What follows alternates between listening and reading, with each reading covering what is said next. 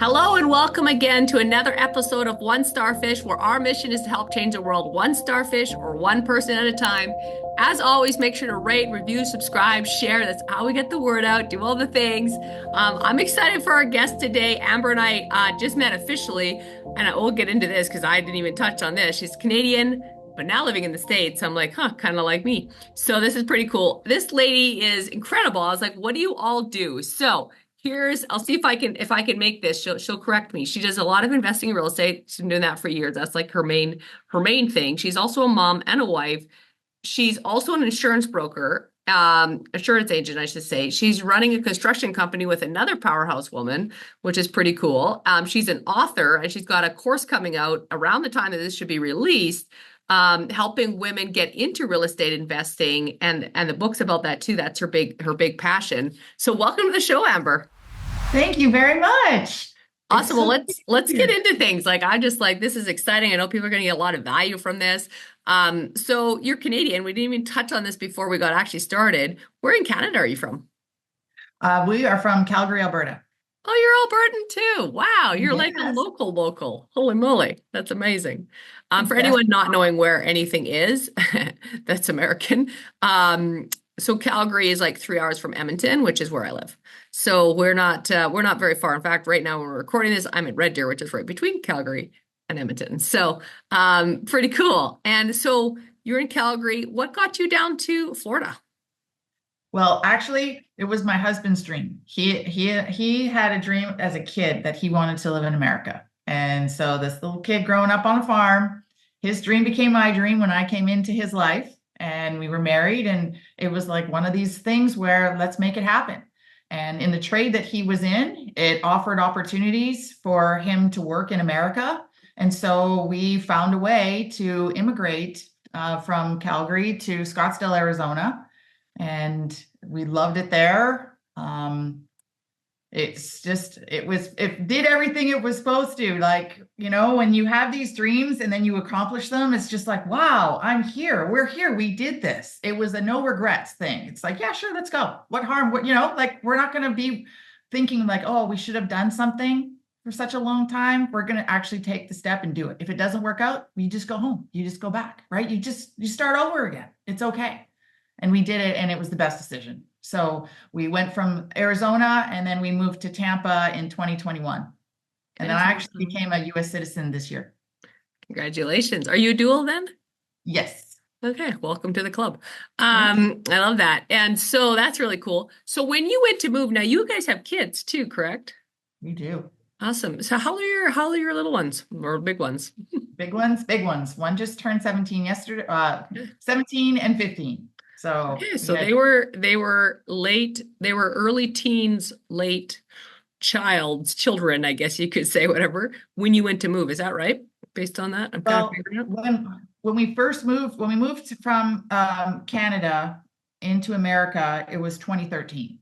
So the youngest one doesn't have any actual real memories from when you still there. She remembers visiting family since then, but her memories of she's got more memories of the United States than she does Should be Canada. like 5 and 7 then, roughly, not even quite 4.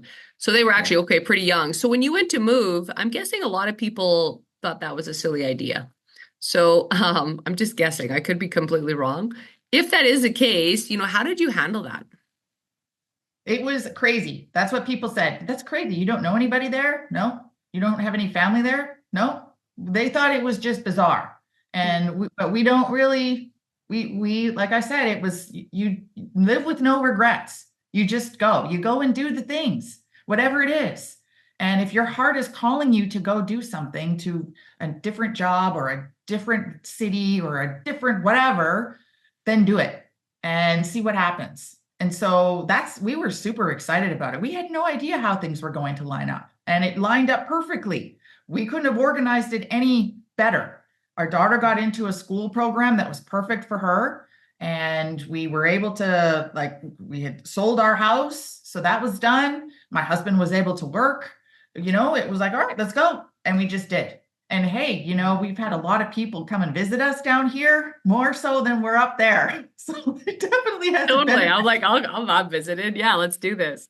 And And that's so cool. I just like, I love this because I just sold my place and it was like for that too. I was like, I'm gonna sell my place. We're like, why are you selling your place? Is it like, do you save money? I'm like, no, not at all. Actually, in fact, it's more expensive to sell my place because it was paid off. And so they're like, well, that's make no sense. But I'm really grateful that I have because I'm feeling the same way. I don't know where it's gonna go yet, but we just sold it, it. So that's cool. I like you're that. stepping into it. And we've got to step into fear. We've got to step into opportunity. Doors Mhm. open. You get this sense of like, okay, I got to go. It's time. I can't explain it. We couldn't explain it, but we just went and it was so Oh, amazing. So you got to live your life that's and so cool. it's going to So seem then what crazy got to other you people. into, because I know this is your passion, what got you into real estate investing? And, what were some of the, I guess some of the struggles you went through at the beginning? What, like, I know from what I know, and I don't know a lot about real estate, so this is interesting to learn from you. I just hear people that, try it and then it doesn't go well and they lose a lot of money. And then of course some people try it and it goes really well and they do really well. That's So, right. what were some of the things you started out that you had to conquer, I guess? uh, the main thing is not knowing anything. And so the learning, I love to learn. I would be a lifelong college student, really, if somebody else was paying for it.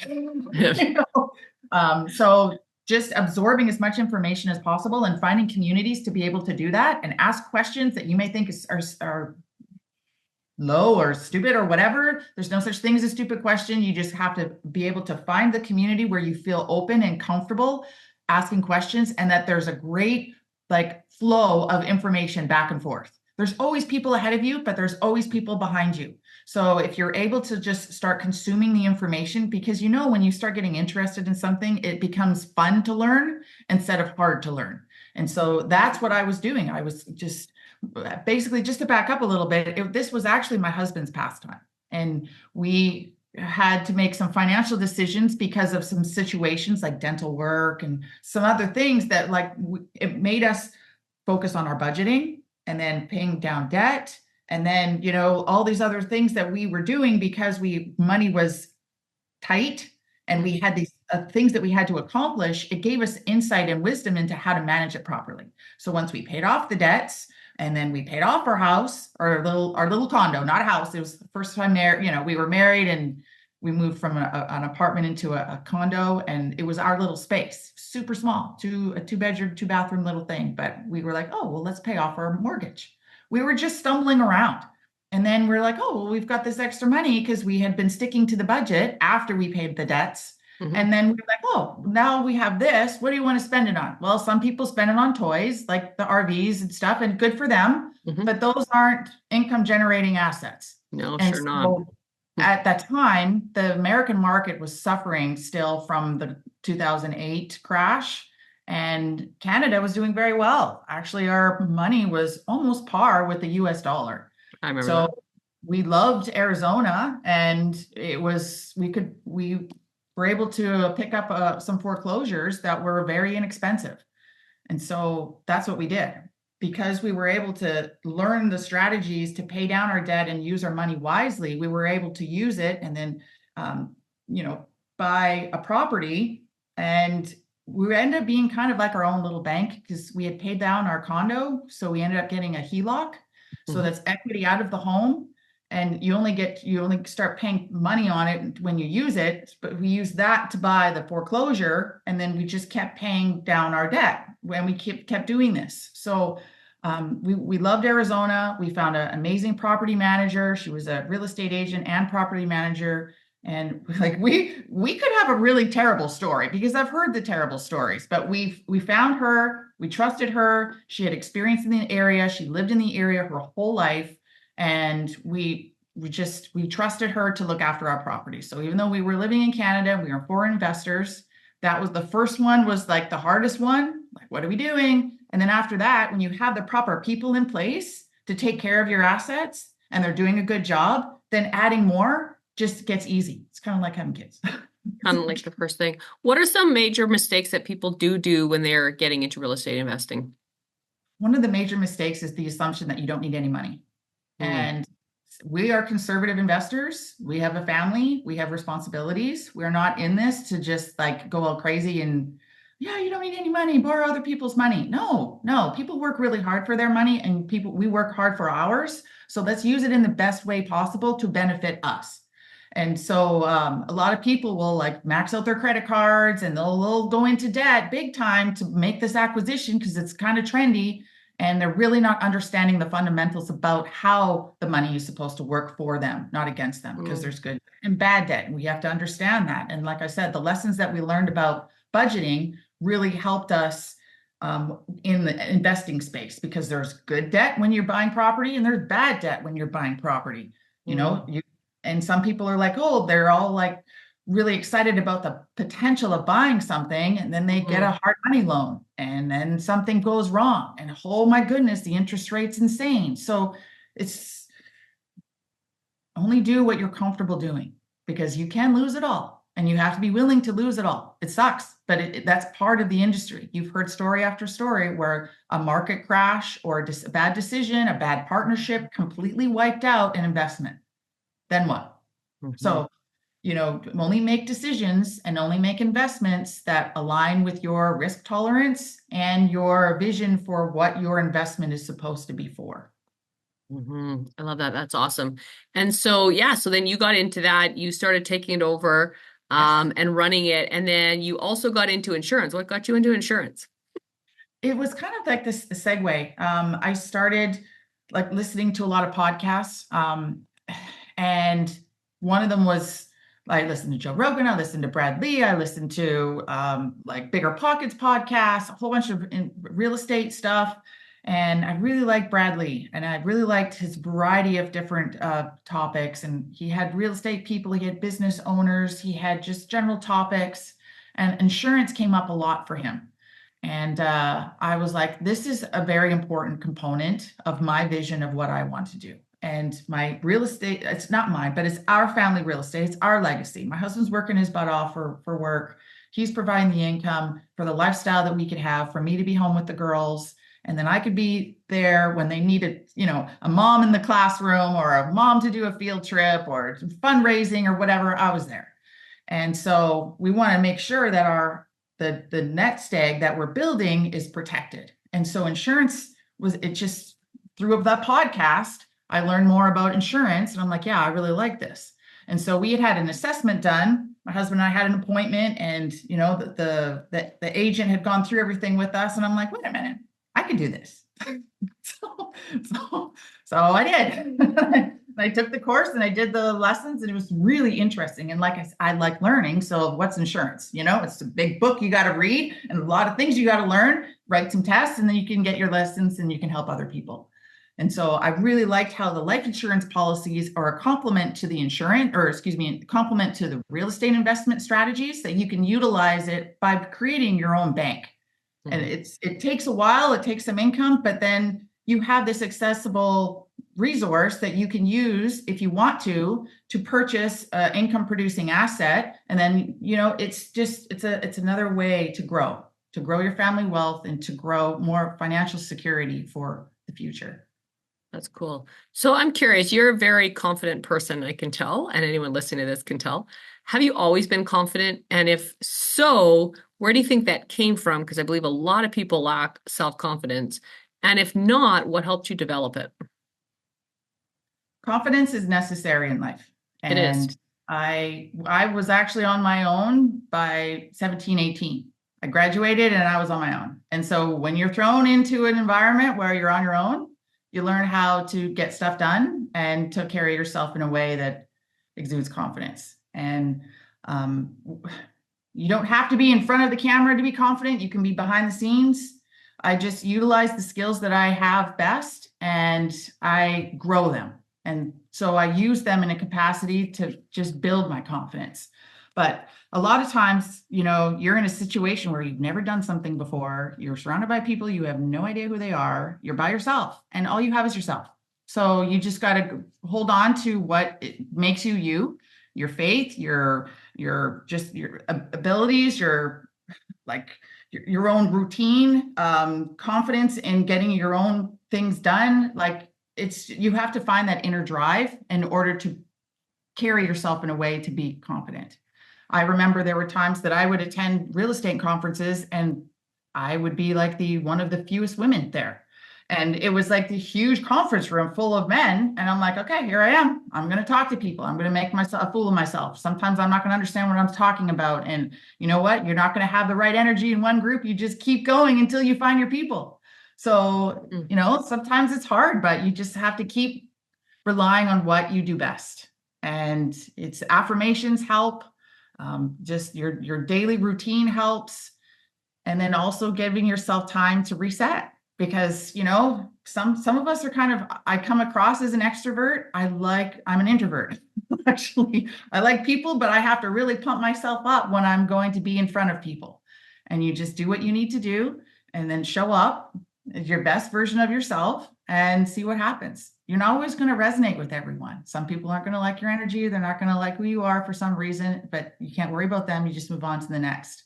Because every single time you're out in public or you're doing different things, talking to people, making content, whatever it is, you're resonating with people. Your people are magnetized towards you and you're actually making impact even though you have no idea. So just be you and be you and do whatever you can do to be the best version of yourself. And that's confidence.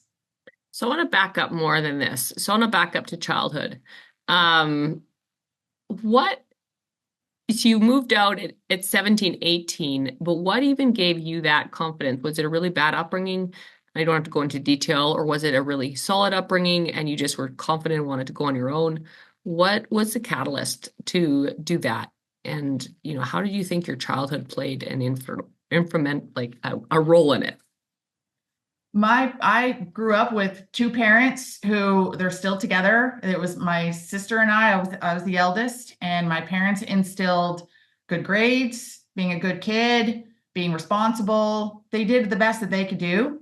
And I graduated at 17. I was a year younger than everyone else. And then there was some family dynamics where I was just ready to go. I was really independent. At that age, we didn't have the phones. We were working one or two jobs. You leave that you're trying to get away from your family because you're trying to step out onto your own. So yeah, I was working, I was going to school.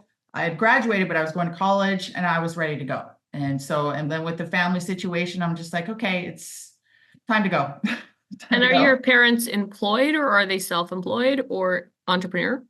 My parents are retired now, but back then my dad he initially was in the military, Canadian military, and then went into telecommunications. And So did you move a lot as a military? Okay, that's what I'm thinking. Okay, there's where some of it came from. Okay, keep going. We did. That was another thing too. But anyway, and my mom was in nursing. So she was in nursing her whole life. She did her master's and she really cared and loved on people. And later on, my dad ended up leaving the telecommunications industry, and then he had his own business, and then he retired. So he did have his own business too. So the entrepreneurial also came from.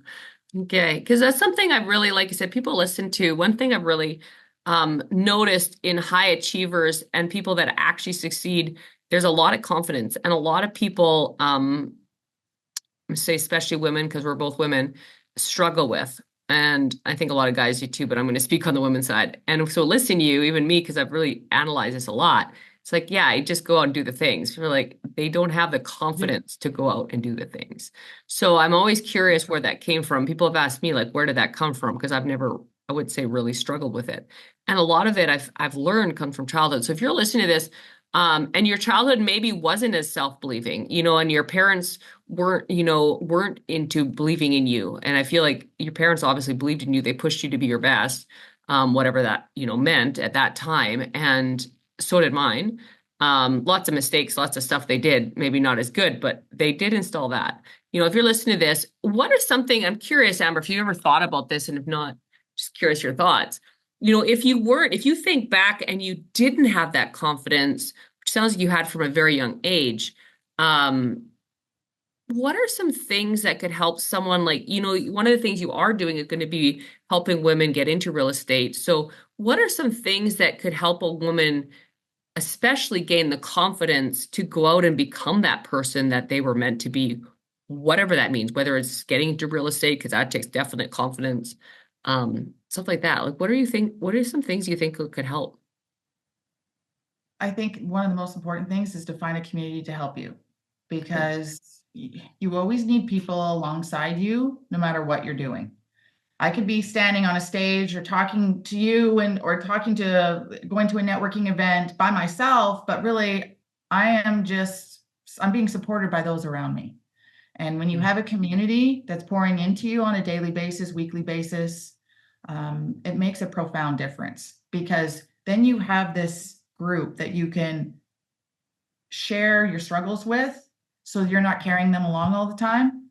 And that group of people can help you kind of get clarity when you're really in a spot where you don't know what to do. They Mm-hmm. can give you the insight to help you take that step into what to do. Um, I had a strong family situation my whole life. My parents always encouraged us. Like, I was an athlete, was very active in sports, did music, competed on those levels. So I had my parents always, and we moved around a lot. So the friends came and went because we moved, but I had my parents, and that was my family. That was it. So if you don't have a family, I suggest finding a community of like-minded women, of other people that like interests, that they can be your family. Now, like, you are your surroundings. So if you're surrounding yourselves with people who are high achievers, who have dreams and goals that are taking action to achieve them, and you just want to support. Those people want to support other people. So you find that community, and then they will be able to lift you up to be able to do your thing. So I Good. I think like that's the that. number one important thing. And along my journey for real estate, I found those groups. I stumbled through them, but then, like I said, this one group, Aspiring Women Achieving More, this was an accountability group, a weekly accountability group. And these women were from across the country. And we would meet every Friday at 1 or 2 o'clock. I can't remember now, but we would show up, and there would be a core group of about 10, 6 to 10, that would show up all the time, and others would come and go. But it's those core group, we were able to like share life together. And it wasn't just real estate. It ended up being, these are my friends, these are my people, this is my supportive group. And then when I came to Tampa, I created my own. And so I actually have two that I lead. And so it's really important for me to give that assistance to other women, because I remember what it was like when I was by myself in the space. I'm like, what am I doing? My best friend is a podcast, like I'm watching so many podcasts that they're like my friend. They don't know who I am, but you just absorb them so much. Like Brandon Turner, I've never met him, but I know him so well. I've listened to hours upon hours of content from him, but he helped me become a better investor, and he doesn't even know it. So it's just, your community matters. And we have to take the actionable steps to get into that community. Some communities aren't going to be for you. You got to keep trying until you find your people, and they will lift you up. That's gold. And Amber and I met through Arte, which is a community. So Yes. like, yes, definitely find your people. That's something I have done in Arte. That's definitely were my people. And so definitely find your people. That's great advice. Like I said, a lot of people, it's not that how, it's the why and the strength behind it. Like, I mean, if anyone's listening, you can do anything you want. It's just like, you just got to decide, but you got to have that confidence to get there. And most people, what I find, a lot of people, maybe not most, but most people in my mind struggle with confidence, Yeah. And and self-belief. sometimes, sorry to interrupt you. No. Sometimes I think that it's the fear of failing that prevents people from being confident. Mm-hmm. What is failing? It's just a thing. We succeed, we fail. Yes, no. Like, we make mistakes all the time. That's how we grow. You can't get through school without making a mistake. You can't get through life without making a mistake. Making a mistake and overcoming the mistake and learning from them, that's confidence. That's what builds us up. And so we have to stop worrying about doing everything right. No, just do and see what happens, because that's when the learning comes. That's when the stories, Mm-hmm. that's when the chaos comes, and then the resilience and the, like, perseverance and the passion, right? It's the problems make us who we are. So stop being That's fearful of gold. failing. What is failure anyway? This is a thing. I like that. Like, what is it anyway? It's a I thing. don't know. It's a thing that we've been taught that's supposed to be bad. No, it's part of who we are. It's how we are. Yeah, it's part of winning. Like, you can't have winning without failure. Period. So, man, that's so good. I love this. This is so good. I know we could go on and on forever. I try to keep these somewhat short and sweet. Um, guys, reach out to Amber. Like I said, we'll have all the stuff about her in the show notes. So I know you'll want to learn more. But I always ask three final questions. And then anything that you just think, I know you have so much value. I have to have you back. But there's anything you think that we didn't touch on that we need to touch on. So first and final question is, if someone's looking for their purpose, what's one sentence you could say that could help them find it? Be true to yourself. Mm. We all have gifts and talents and interests that we have. Give yourself grace and take a moment or take an hour or so and just write stuff out. Write about what you like, write about what you do, write about moments when you were a child that just you remember that was so profound. That's something that you did, could be, I don't know, whatever the situation is. And from there, start bringing out the little girl or the little boy, whatever that's inside of you. You know, I had to let my little girl back out because she was buried for a while and I needed to give her the space to come out. And in order to do that, you just have to like give yourself permission to go back to and allow yourself to express who you are, what you like to do, what brings you peace, what makes you smile. You know, that's the energy that you want to drive you to your thing, to your interests, and to the people that you want to surround yourself with, and to becoming the better version of yourself. So that's I like my that. Second question, what's a favorite quote and why? favorite quote. Oh, that's a good one. I don't know. I always say what's a because there's so many. I used to say what's your. I'm like that there. It's too many. Most people. There's too many. I have my biblical verses I like, and be Sure. strong and courageous. That's Joshua 1:9, Hmm. because that's life. You know, we have so much that we can do within us that we sometimes don't give ourselves credit for. Every day is challenging, but we be strong and courageous. No matter what it is, be strong and courageous. You can do it. Hmm. Third and final question. What's one sentence or word you'd want on your gravestone? I would like friend, Friend. because we all need them. And yeah, she was a Good. good friend. All right, you run into someone in the coffee shop, they're listening to this, they're working on building that group around them so they can build the self-confidence and all that kind of stuff that we touched on. What's something that we didn't touch on that you just think is really impactful to leave our listeners with? Every day matters. Hmm. Do what, okay, if you're in a spot where you're not happy, don't settle with the unhappy. Life is too short. And really, everything else in this world, it kind of doesn't matter. You Hmm. know, we've been through a couple of hurricanes in the last bit, and it's wiped out a lot of stuff, but it's stuff. So every day, make the decision to do what matters. Hmm. Spend time with people that you love. Spend time with interests or communities or passions or charities or organizations that really mean something to you, and start living your life right now that it matters. Hmm. Love that. So good. Guys, definitely reach out. As you can tell, Amber's amazing. You'll learn a lot from her. Whatever we talked about that you want to learn more about, or anything we didn't talk about that you just want to learn more about, definitely, like I said, reach out. When this comes out, I think her book and everything will be out too. So that will be in the show notes. If it's not, reach out. It will come out. But really excited to have Amber on. Guys, let's go out there. Let's change the world one person or one starfish at a time. If we can change one life at a time together, we can change the world. Thanks for being on, Amber. Thank you so much.